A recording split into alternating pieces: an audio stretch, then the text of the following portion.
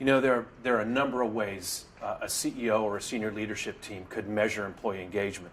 The most traditional way, and I think the most reliable way, is to actually use a tool that assesses it, a survey.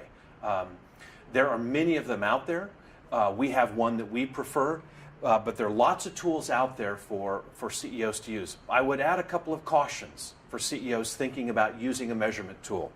Number one, many of the so-called employee engagement assessment tools are actually employee satisfaction tools.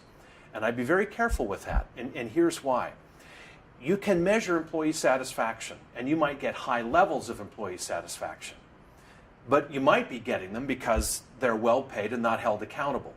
You can't take a high level of employee satisfaction as an indice of doing all the great things that could be done within the organization. You can't reverse engineer back from a high employee satisfaction number and say we're doing everything we can. It doesn't work that way. Employee satisfaction actually is an outcome of engagement. It's not a leading indicator. The second caution I would offer is that there are many tools out there that ask questions about salary and compensation. Do you get enough? Is it fair? We don't like those questions in large part because when you ask employees, are you paid enough? Do you want more? They almost always say the same thing, pay us more.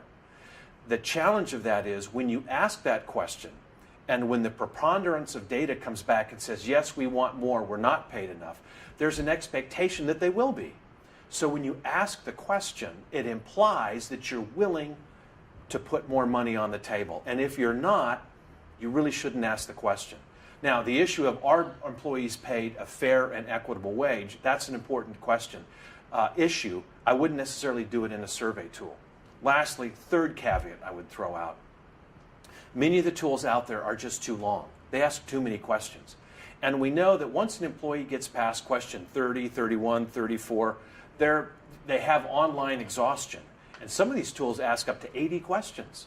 So the accuracy of them, the reliability of those kinds of long tools, we just don't think are important and valuable. You can get to the key drivers of performance on a daily basis, the things that drive an employee in the workplace, really in under 30 questions. You're going to get 90% of the value.